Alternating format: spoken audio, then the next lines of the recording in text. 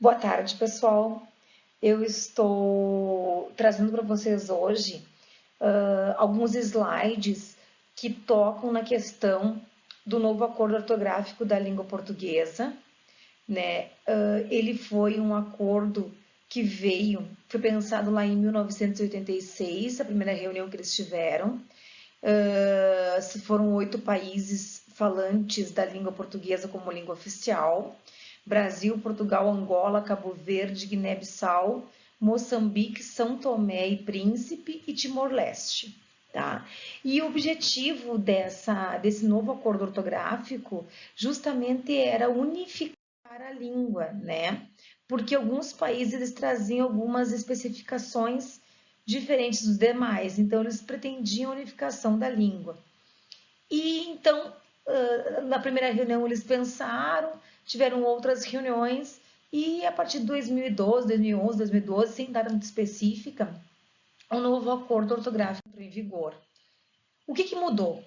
Mudou, no Brasil algumas coisas mudaram, não foram muitas, tá? Então não se assustem. Mas o alfabeto foi um deles. Nós tínhamos 23 letras no alfabeto, agora nós temos 26. Por quê?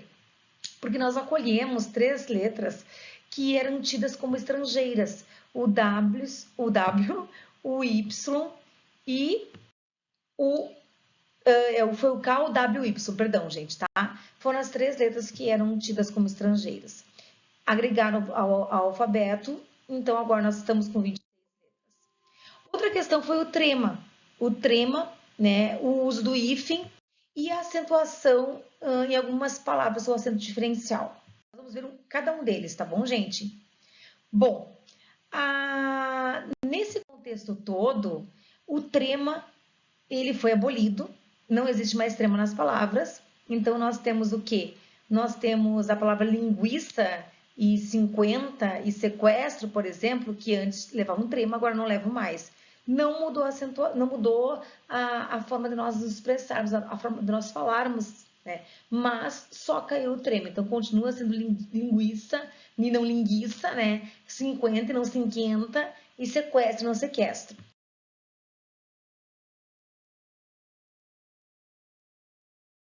Bom, gente, quanto ao acento circunflexo, ele caiu em boa parte dos verbos, especialmente daqueles que repetem vogais, tá? Como vou, abençoo, perdoo, magoou. Então, no o ali, ele perdeu o acento circunflexo que ele tinha antes, sem acento agora. Bom, nos verbos crer, dar, ler e ver, também foi abolido o acento circunflexo, especialmente na terceira pessoa do plural. Eles leem, eles creem, eles veem, tá? Não existe mais o acento circunflexo. Porém, nos verbos ter e vir, na terceira pessoa, eles se mantêm o acento circunflexo. Eles têm, eles vêm, tá? Então, vem do verbo vir, não do verbo ver, tá? Então, se mantém. E também, né, quando esses verbos apresentarem mais de uma sílaba, palavras com mais de uma sílaba, como retém, contém, intervém, também se mantém um acento circunflexo. Ditongos, gente, né? Nós vimos o que são ditongos, então, nessas nossas últimas aulas de fonética e fonologia, né? Então, os ditongos abertos, o que são ditongos abertos? São aqueles ditongos que a gente abre a boca para pronunciar: ei, oi. Ditongos fechados: ui, né? Ou, isso são ditongos fechados, tu faz biquinho. O aberto, tu abre bem a boca. Então, os ditongos abertos: ei e oi, nas palavras paroxítonas. O que são palavras paroxítonas, pessoal? São palavras que têm a sílaba tônica, a sílaba forte, na penúltima. Ou seja, nós dividimos qualquer palavra da língua portuguesa, tá? E é bom deixar bem claro isso, que qualquer palavra da língua portuguesa tem uma sílaba tônica. Algumas são acentuadas pela regra e outras não, certo? A palavra borracha tem sílaba tônica. Eu falo borracha, eu falo borracha, ou eu falo borrachar. Rá, né? Borrar, rá é a sílaba tônica. Por que não vai acento? Porque é uma paroxítona terminada em vogal. E nós vamos ver na acentuação gráfica, em outra aula, que paroxítonas não podem levar acento quando terminados em vogal. Então, quando aparecer um ditongo aberto, ei ou oi, em palavras que tiverem a sílaba tônica na penúltima sílaba, última, penúltima, antepenúltima, como, por exemplo, ideia. Olha, eu falo ideia. São 3 sílabas. A última é o A, e a dei é a penúltima e I é a antepenúltima, certo? Eu tenho na minha paroxítona, que é a penúltima, um dei, um ditongo aberto, ei. Então, quando estiverem paroxítonas de tongos abertos, cai o acento. Então, tem outros exemplos. Paranoico, paranoico. São 4 sílabas, né? E a mesma situação, gente, tá? O oi é aberto, né? Então, cai o acento. Bom, gente, palavras paroxítonas, tá? Paroxítonas, é como eu já falei. Esse caso não é muito recorrente na língua portuguesa, mas se a tonicidade recair sobre o I ou sobre o U nas paroxítonas, por exemplo, feiura, e ela vier precedida de ditongo, tá? Tipo feiura, ó. Vai cair no U, a sílaba tônica, e vem o EI antes, que é um ditongo, certo? Vai cair o acento. Antes tinha feiura, tonicidade precedida de ditongo, tinha acento, agora não tem mais, tá? Baiuca, mesma situação. O A é o ditongo, o U é a vogal tônica, né? Antes levava acento, agora não leva mais. Então, bocaiúva, né? Antes levava acento, agora não leva mais. Palavras risotônicas. O que são palavras risotônicas? São palavras que têm a sílaba tônica no radical. O que é o radical? O radical é a matriz do verbo, o que sobra nós chamamos de desinência. Então, por exemplo, assim, ó, o radical brincar, brinc é o radical, ar é a desinência, lembram? Ar, ir, as terminações ar, ir. Muito bem. Quando a sílaba tônica recair sobre este verbo, radical do verbo, por exemplo, averiguar, olhem só, averiguar, eu tenho a sílaba tônica no GU, que faz parte do radical, porque ar é desinência, o que sobra é radical. Então, aqui eu tenho um verbo risotônico. Quando acontecer isso, antigamente eu dizia averigue o que está acontecendo, né? Veja, busque, procure, averigue, investigue. Tinha acento no gu, agora não tem mais, tá? O mesmo acontece com apaziguar. Apaziguar, ó, a sílaba tônica recai no GU, que faz parte do radical, o ar é desinência. Papazigue, antes tinha acento, agora não tem mais. Bom, o acento diferencial, gente, ele também caiu em muitas palavras, tá? Especialmente em algumas que nós vamos ver agora. Bom, gente, então assim, ó, por exemplo, no para. Antes nós tínhamos o acento no para do verbo parar. Para com isso, né? Tinha um acento para diferenciar do para a preposição, vou para casa. Não tem mais, acabou, caiu o acento, tá, gente? Então, tem que entender no contexto o que funciona.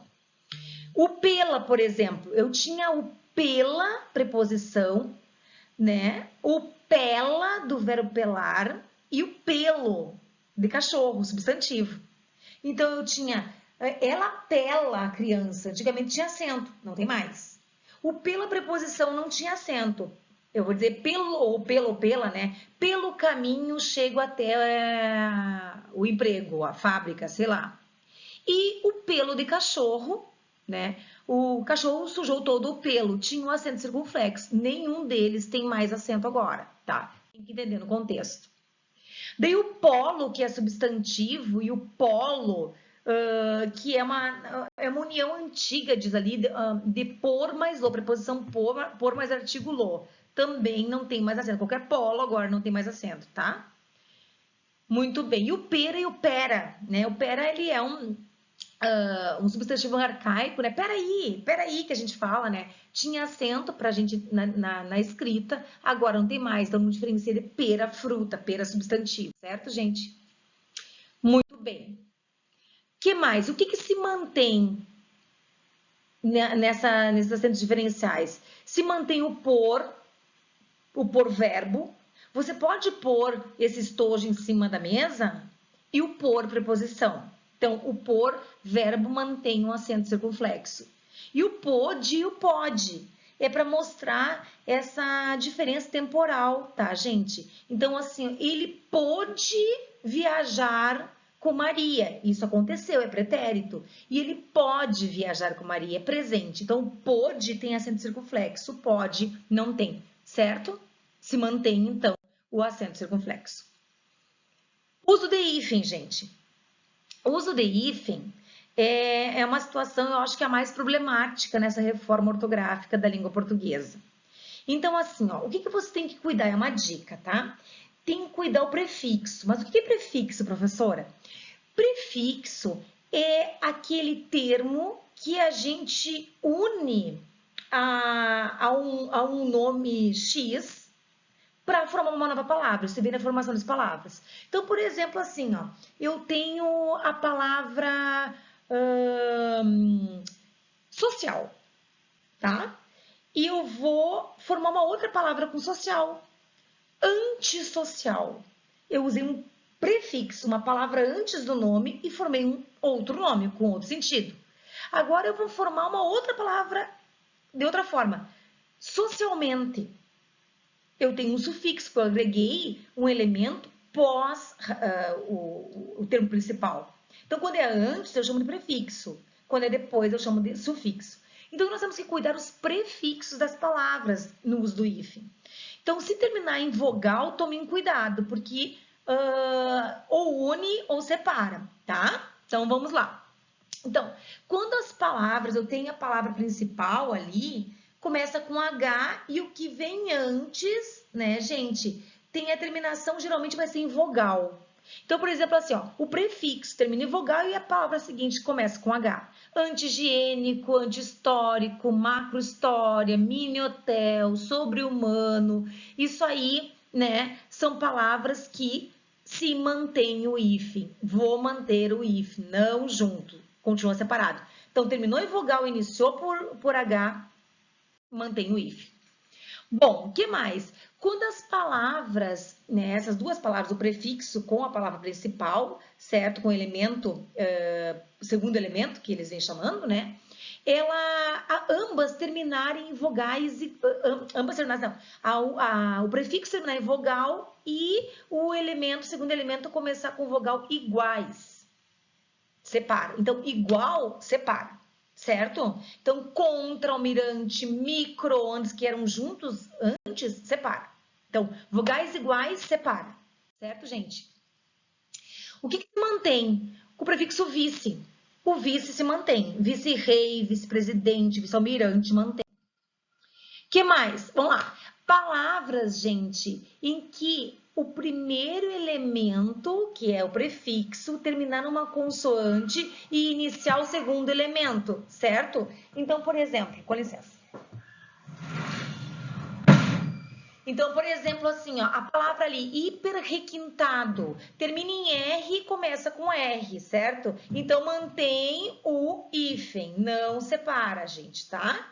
Subbibliotecário, mantém o hífen, porque termina com B, começa com B. Então, palavras que terminam em consoante e começam com a mesma consoante, separa, certo, gente? Vogais que terminam com a mesma vogal, inicia o segundo elemento, tá? E o que eu faço?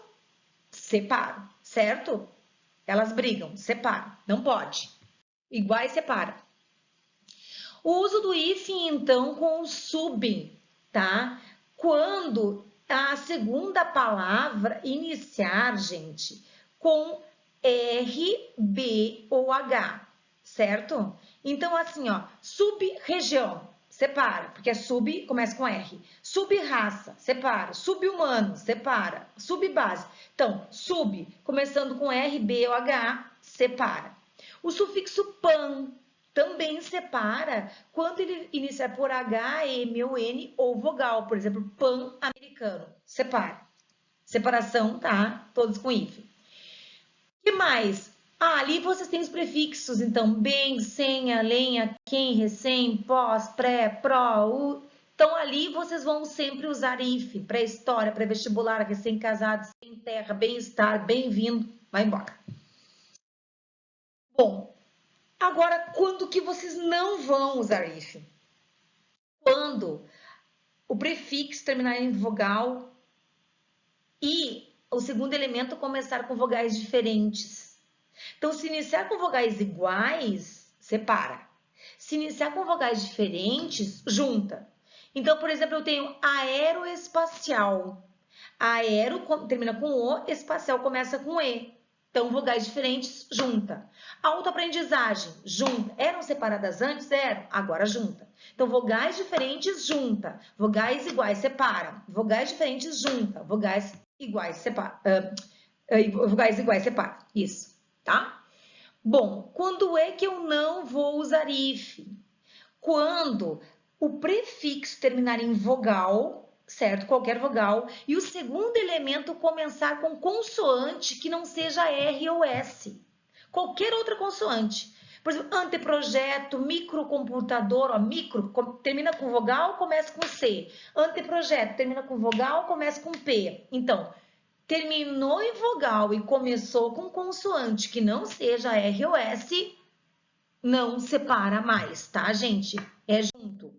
Por quê? Porque as consoantes, as palavras do segundo elemento que começarem com R ou S, tá? E o prefixo terminar em vogal, ela vai dobrar.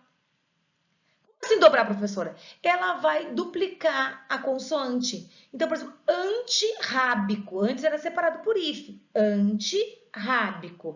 Agora o que acontece? Dobra o R. Antirrábico e junta. Mini saia. Antes era por hífen. Mini saia. Né? Separadinho. Agora junta e dobra o S. Tá? E assim são várias outras palavras. Então, olhem só. Terminou em vogal, iniciou por consoante que não seja S ou R, junta.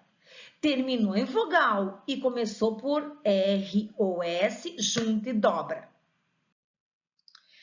Bom, o que mais? Não se usa, então, mais hífen ali em outros casos, né? Por exemplo, quando terminar em consoante, hipermercado, termina em R e começa com M, tá? O segundo elemento. Então, são duas consoantes ali junta, certo? Super interessante. Termina em R, começa com I, né? Não importa, geralmente essa junção, vocês vão ver que dê vogal com consoante junta. Super proteção, mesma situação. Bom, não se usa hífen quando o prefixo termina em consoante. Então, por exemplo, assim, ó, ali você tem hiperacidez, tá, gente? Hiperacidez termina em R, a vogal que inicia o segundo elemento. Então, ó, não se usa o hífen se o segundo elemento começar por vogal. Começou por vogal, terminou em consoante, começou por vogal ali, não se usa hífen, certo? Junta. Bom, não se usa hífen também em palavras que perderam a noção de composição. Então, girassol, olha, são dois substantivos, o gira e o sol, né? Então, agora, tudo juntinhos, já estava junto, girassol, dois S's. Manda-chuva, são dois substantivos, aliás, um verbo substantivo, manda, do verbo mandar, chuva, certo? Então, eu tenho aqui a junção também dos dois elementos. Paraquedista, né? Verbo parar, quedista, substantivo, junta, paraquedas, a mesma situação. E assim vai. Então, essa noção de composição de verbo mais substantivo, de substantivo mais substantivo, também não separa mais.